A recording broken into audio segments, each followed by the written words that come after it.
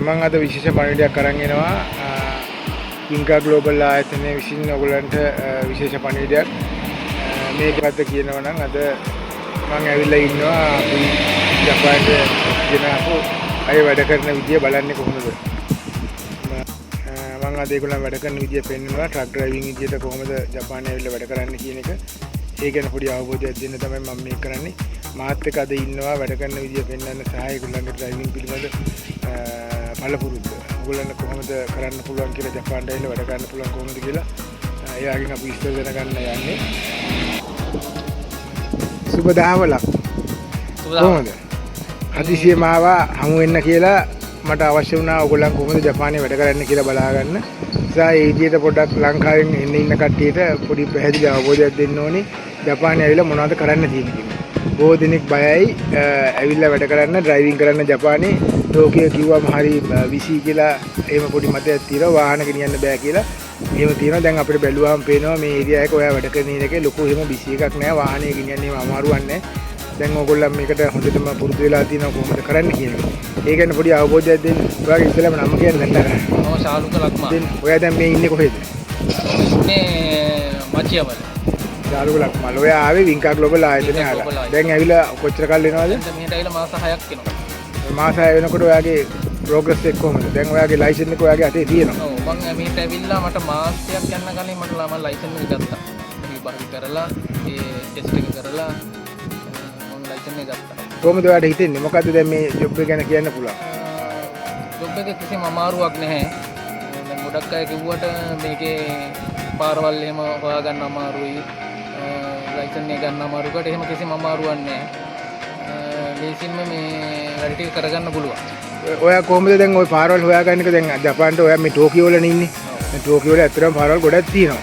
අපිට සාමාන්‍ය වාහනයක් අරන් යන්න ගියාම අපිට මැප් එක නැත්තම් බෑ. ඔයත් මැප් එක යූස් කරනවද? මැප් එක යූස් කරලා ඉතින් ඒක දවස් දෙකක් විතර තුනක් ඒ පාරේ ගියා නම් මේ මතක හිටින හොඳට. ඒ කියන්නේ ඔයාලා මැප් එකක් ඔයාට කෝච්චිය ට්‍රෑම්ප් එකක් යනවා පොඩ්ඩක් සද්ද වැඩි ඉඳන්.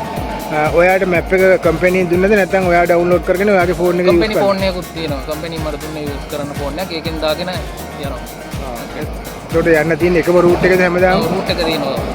රූට් එක සමහර දවස්වලට වෙනස් වෙනවා. ඒනට දැන්ට තාම එකම රූට් එක තමයි.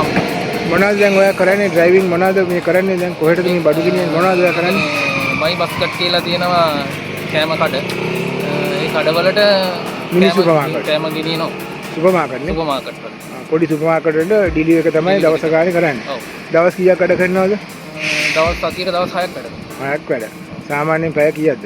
සාමාන්‍ය පාන්දර 3 ඉඳන් හවස 3 වෙනකම් වැඩ. පැය 12ක් වැඩ කරනවා. දවස් 6ක් වැඩ කරනවා. අමාරුවක් නැහැ. නෑ කිසිම අමාරුවක් නෑ නේ.